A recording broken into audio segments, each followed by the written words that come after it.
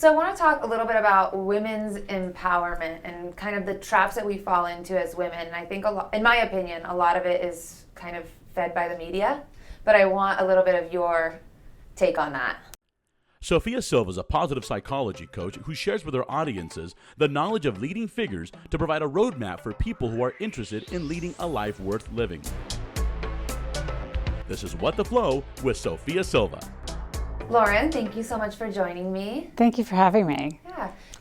Yeah. So women's empowerment to me is really like claiming our voice, claiming our inherent power as women. We are extremely powerful creatures, and we've been repressed for an extremely long time. You know, misogyny and sexism has been around for a very long time. We're in a very unusual period history-wise, of, you know, women like having all these opportunities and filling all these different roles.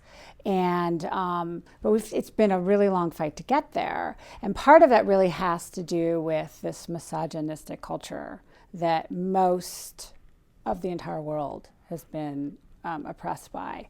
So yeah, and so what has happened with that from that like a psychological perspective is we internalize that, and it's called internalized misogyny.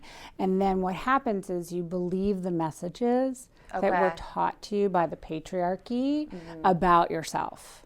You know, from the ideal body to the ideal face, you know, to what makes a good woman. Well, a long time ago it was a virgin who still that way in a lot of places. Right, who had a baby, who was not sexual yet, you know. Who could cook. Right, who could cook and who was going to take care of the man and be like second. You know, a second-class citizen, basically. I think a lot of that is changing now, at least in our culture. In our culture, it's changing. Not everywhere. Not everywhere. Yeah. Unfortunately, it's really bad in certain areas of the world, as we know. Yeah. But here, we're very fortunate, and young women are going to college in droves and getting educated and making our own money. And a big part of it has become becoming financially independent. Yes, that's so important. Can you talk a little bit more about how important that is for your self-confidence and just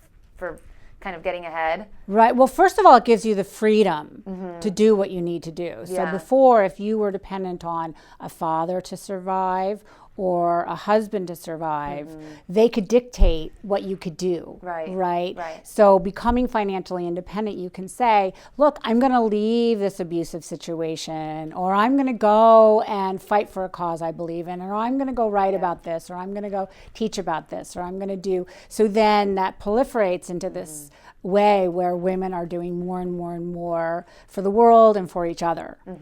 And not just for the small family unit, which is also important. This is not a black and white thing. It's like, it is about finding that way, about whatever your choices are. But having those choices today is so amazing. So what happens is when you're able to first have the financial freedom, you get educated, you're able to go out there and take care of yourself, then make choices based on that freedom. Those choices can then build self-esteem, like you get a job, right, that you really, really like, and then you're good at it, right? And then you learn responsibility, and you learn showing up, and you learn that you're needed and you're valued, and that builds your self-esteem even more. So it's those kind of behaviors and actions that help build it. The other thing I like to talk about, though, and when I work with clients and in my writing and stuff, is that, you know, actually explicitly talking about internalized misogyny and saying, okay, look, these messages were told to you by society. You need to be this way. You need to be thin. You need to be. Which I think there's still a lot of that going on. Like, I think a lot of the, maybe in the advertising, or naturally we tend to gravitate towards those things. I don't know what's going on there. That women can fall in still, like fall into a lot of those things with diets or body image or. Absolutely. What the perfect woman has to be, even nowadays. Absolutely. And I think we get very, very caught up in the magazines that you see when you're checking out with your groceries, and like, you know, you look at them today and you can see how airbrushed they are. And I know people understand that they're airbrushed, but we all really need to know how airbrushed they are. It's like, these are not actually how these women look. Yet then everybody sees they're the ideal, they're emulated, they're gorgeous, they're charismatic, you know, but then they're made perfect. And so then it creates this kind of feeling like I need to be perfect or I'm not good enough, and that feeds the inner critic. You know? Like, oh my gosh, I have some dimples on my thigh. That means I'm not perfect.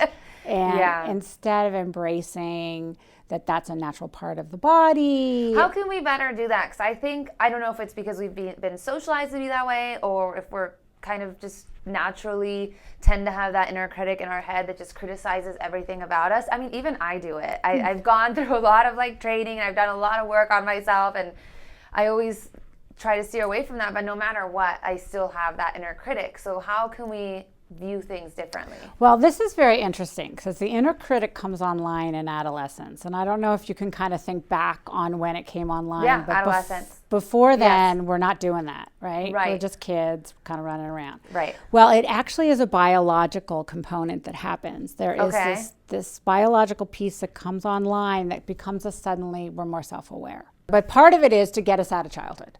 Okay, because we can't run around being like, nothing matters, and it doesn't matter if I run into the street, and, you know, like, you know, that kind of stuff. So it brings us into this sort of level of ego that comes online that brings us to a new level of, you know, maturity, so to speak, and self-awareness. Okay. Well, unfortunately, what comes with that is this ability to have this inner critic. Now, we've always had it. I mean, Buddhism calls it Mara. Okay. So Mara is that voice inside that says you're not good enough, you're not pretty enough, you're not smart enough, you know, you didn't do that perfectly, or whatever it is for whoever it is, you know. And so what can we do about that is actually getting in touch with it and understanding it, whatever kind of inner work that you do, whether it is Buddhism or psychology or a therapist or a support group or meditation, or there's so many tools out there today that we can locate to start saying, okay, wait, I hear you. So, because what happens is most of us are merged with that voice and we think it's who we are. We don't see it. So we can't differentiate, like we can't split, like it's just kind of a part of us and we don't even realize it's going on. Exactly. And so what it's doing is it's beating you up all day long, and then you feel terrible about yourself. Thankfully, I'm at the point where I can tell that it's there. I know which one it is. It's just sometimes it takes over. Oh, absolutely. Absolutely. But knowing's half the battle, right? Yeah, it is half the battle. And the process is getting more aware of that. And then the other point of it is kind of having this adult voice, which that does reside in the frontal cortex, which is the one that can be like the soothing voice. So say you did not have a soothing parent. I mean, a lot of folks don't. Right. Okay. So your parent criticized you a lot, or you were the scapegoat in the family, right? And so then your inner critic's going to be more intense than the child who didn't have that. Yeah. So once you realize that voice is going on and you get to this place and you can go, aha, I see you. The point is bringing in a calm, loving voice that says, that's actually not true. That's actually not accurate. You're doing a really good job. But don't we need some sort of maybe outside approval as well? Because I understand what you're saying, but how is that enough to actually counteract it? Especially, let's say you were the scapegoat and you've been told this your whole life. I think it's like hard to believe that just telling yourself that's not true is going to help it. Right. And I think, no, I agree with you completely. We need, you know, and this is where therapy comes in to help, or support groups, or some other place that you go that first says, okay, that's your inner critic again. Like a therapist who works with inner critics would say, you're so hard on yourself. I'll even do that with my friends, you know, just my friends. I'll be like, oh my God, did you just hear what you just said? And then one of the tools I'll say is I go, would you ever say that to a close friend? And they'll say, I would never say that to a friend. I go, so why do you keep saying it to yourself? Right. And then it's like, oh, okay. So it is having that outside help, whether it's a friend, a really good friend, a therapist, a support group, a book. There's, Conquering the Inner Critic is a great workbook. All of these tools out there. And then also definitely getting validated is so important. So you want to surround yourself with people that will do that. Okay. I agree. And finding friends and support systems. I like to call it like a sacred circle. Yeah. Where you can really be yourself 100%. Which is very small. The circle's very small. Very small. Yeah. Very small, because you don't need a lot of people in that. Yeah. And, you're going to connect really soulfully with just a few people. And it may be, can include your therapeutic help or whatever, support groups and things like that, and then a couple close friends that just will hear you. They're not judgmental. They That's just so hear you. Important. Yes. Especially in the day and age that we live in now with social media and everything that's going on and getting attacked on Twitter and all these things, it's like you really need someone to really hear you out. I see a lot of people that go on Facebook and just treat it like they're therapists, and it's like you can't just put your emotions out there to these people that you don't know, that they're going to just... It's a dangerous spot for yourself emotionally, I think. It really is. I think these social medias, everyone as an internal boundary and sort of like self-care needs to be really careful what they put out there. I remember one time I did put something out there pretty vulnerable. I was like, I'm going to try this. And the reactions were really atrocious. I was like, and people kept trying to fix it. Yeah. Which is like a trigger for me because, my background is my parents were always trying to fix things and stuff. And I don't need that unsolicited advice. So I was like, I'm not going to do that again because I just like to be heard. So all of us are different, but not when you can comment. It's not good. Yeah. And I was like, okay, that was an interesting experiment. Yeah. But I'm not going to really do that again. I'm going to stick with my sacred circle who know. Right. Because you can kind of guide them. This is what I need. This is what I don't need. I know you're trying to help, but really what I just need right now is to be listened to. Right. And we're all different. We're not, some people want an answer. And then they can say that, like, please give me some guidance here. Yeah, sometimes I feel that way too, but there's never like a concrete answer. No. So we have to be okay with that. Right, because really the truth is in here, and so everybody has a different process of how to get to that truth, How do we do, I think we're so disconnected with our voice inside, which is something I've been working on for many, many, many years, and I'm still working on it. But I do realize the difference between now and then and in other people, like it's just there's no listening to what my body needs. Exactly, and that's a really big... Our body knows what it needs. Exactly. Like it really knows. Right. Our psyche knows, our soul knows, your spirit, whatever word works for you, like it knows. Intuition, Yeah. And I think a lot of folks who were kind of raised in a way where maybe they were said, you're not having that feeling, and the child is having a feeling and they're told, no. That's not the feeling you're having. So you start doubting your own feelings, your own gut sense of things. And so when you get to be an adult, it's like you won't listen to it. Because it's wrong. Right, it's wrong. It's wrong. Okay. Right. So This program is brought to you by Anaheim Stoneworks, the company that has taken all the obstacles out of your way. From start to finish, Anaheim Stoneworks takes care of each and every step to give your home the unique look that you've been dreaming of. Anaheim Stoneworks. Quality from start to finish. Master Toddy LA Training Center offers authentic Muay Thai training with locations in Bangkok, Pomona, and Anaheim. For more information, visit mastertoddyla.com. part of it, again, is like healing that trauma from your childhood, whatever happened to you, going to someone that can really help you, learn that it's not your fault, and and that And you do a lot of that work, correct? I do a lot of that work, Okay. yeah.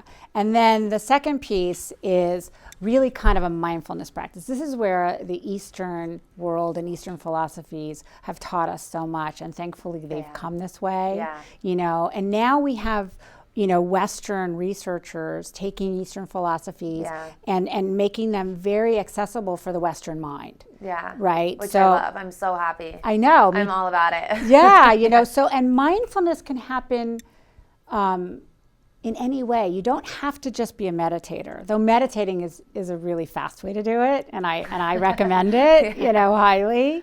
But you can be mindful when you're driving in your car, and you can say, turn off the music. I've been doing that, and I've been working. I learned these new breathing exercises.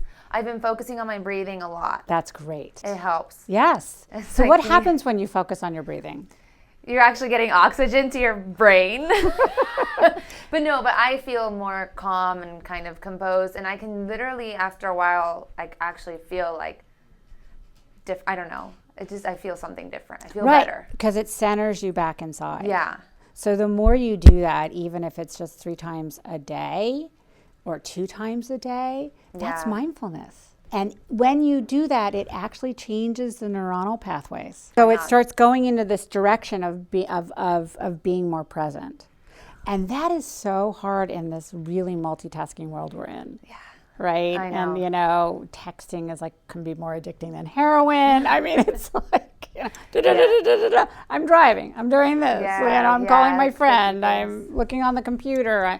We're all kind of getting really sucked into this, ability to communicate and get information in all these different ways. And immediate responses. Yes. And so it's really, that actually scatters our brain, all of that kind of stuff, right? And then the neurons are going in all these different directions, and it's really hard to be present then and to actually hear the voice, right? Mm-hmm. Because if you're off into different directions, you're not going to be here. You're not going to be connecting these two.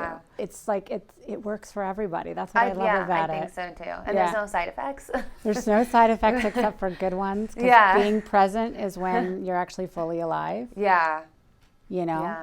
Because it's like you're really in your life. Right. So you were mentioning something about your parents earlier, who were always, I think, trying to fix you. Mm-hmm. Can you talk a little bit more about that? Yeah, they definitely had a really hard time with me having feelings. And I had a lot of feelings. I was one of those kids that ended up being a feeler. I was not like, and I was like, had a lot of them. And they didn't know what to do with that. They literally had no idea what to do with that. And so they would repress them. They would tell me to repress them.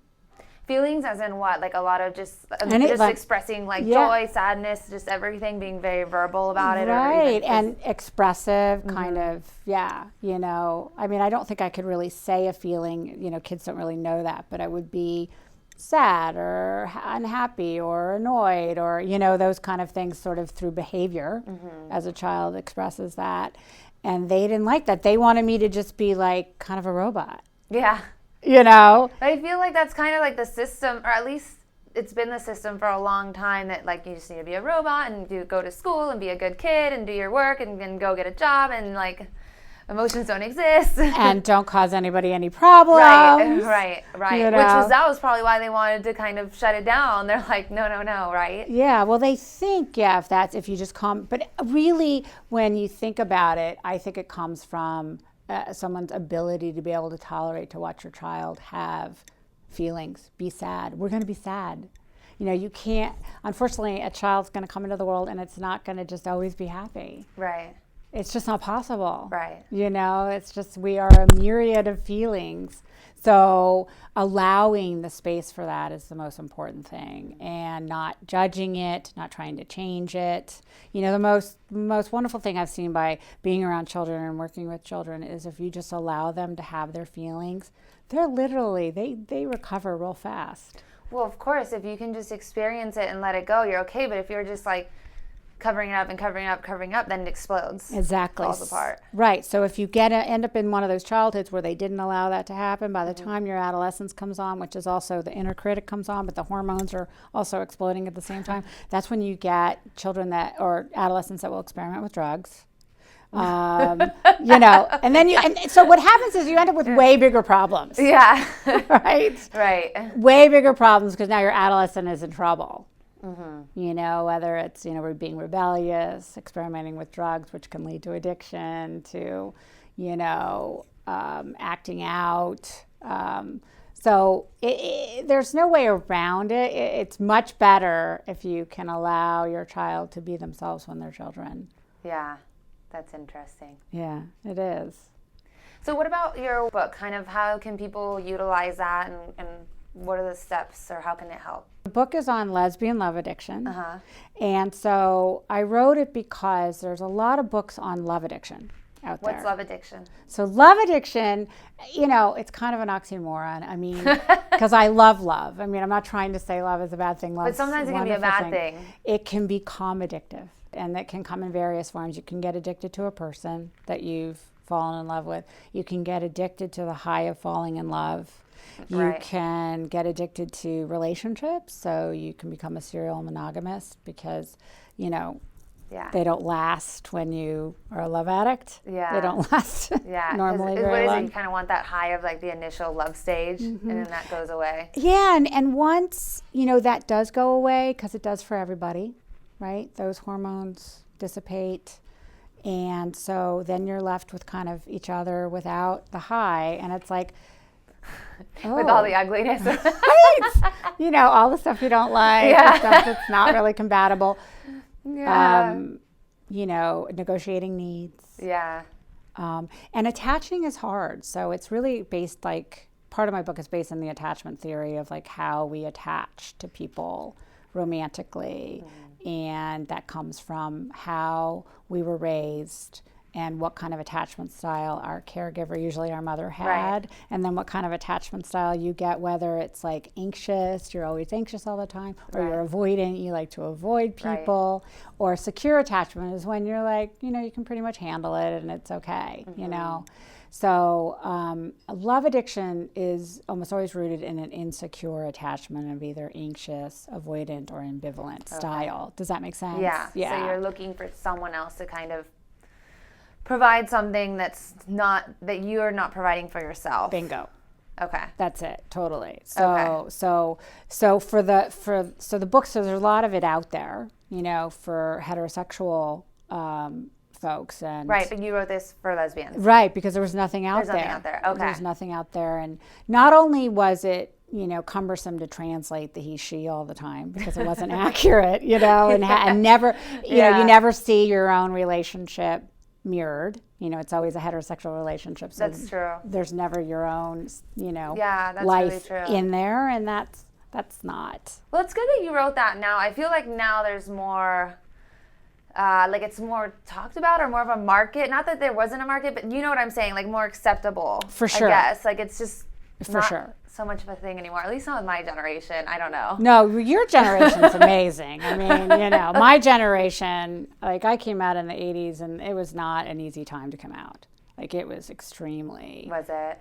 The homophobia, and it was terrible. It was really hard. Yeah, I can't imagine. Yeah, so it's come a long way, and, you know, marriage equality is behind us now, and that's a huge thing. So we don't have to put our resources and fight for that anymore, and we can just now kind of look at the psychology of everything, because we're dealing with thousands of years of trauma. Thousands of years of heterosexism. Do you know have you heard the term heterosexism before? Yeah, but can you explain it? So heterosexism is like based in this ideology from heterocentrism, which is heterosexuality is the only normal, type of relationship, right? And so then the whole system, the whole collective culture is based in that. And anything outside of that is not okay.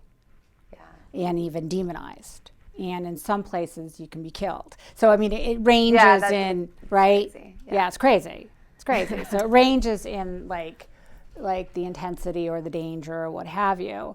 But even in a place like our society where it's gotten so much better, and for most states there's some, you know, at least on the coast, on the edges, on the coasts, right? Yes. Yeah. You can live in freedom and, you know, no judgment and things, and there's more protective laws. But there's still thousands of years of this being passed down collectively through society, and then in our families. Yeah. One after another after another. So we've got, that's really where my focus is now, is to heal that trauma. I like that. And kind of heal our community, because my community has definitely had it's got the psychological stuff going on because of all of this. Well, right. If you've been treated like crap for so long, I mean, it's like what you said, you internalize it. Exactly. So. Exactly. And if your family is, the worst is if your family is like not accepting. I feel like society, it's bad. You can almost deal with that. But if it's coming from your family, I mean, that's just if you're rejected by your mother or father for being who you are, it's really traumatizing. And that can take years of therapy. And all kinds of things to recover from. Yeah, and do you work with people like that? Yeah, I've been doing that. It's called LGBTQ affirmative psychotherapy. Okay. I've been working in that particular way for over 10 years now. Yeah, that's huge. Yeah, it's really huge, and it's exciting. Good. Yeah, Good. yeah. And you've seen good results? People can kind of come out reinvigorated, or? Yes, I see the most amazing results. Good. Like, this particular way of doing therapy is so effective. Good. It's so effective. And, the treatment centers that I'm working with, I'm developing the curriculum and heading up the clinical programs in the substance abuse treatment centers. And in our one in Hollywood, we have an LGBTQ affirmative track. So within the treatment center, we have this track. And those clients are doing the best. Good. Oh wow, that's really good. Yeah, it's really That's neat. really, really great. Yeah, so I'm very proud of it. And you should be. Yeah, I'm excited that we are offering that, because it's not offered everywhere. Yeah. Well, it's your time right now, and you've done all the work, and I'm just really happy to have had you as a guest and for sharing kind of a little bit more about what you do in your story. Thank you so much. It's been wonderful to be here. Good. Thank you. Thank you. Hi guys, if you like the show, please subscribe to my channel, Sophia Silva, and follow me on Instagram or hit like on my Facebook page, and thank you for watching.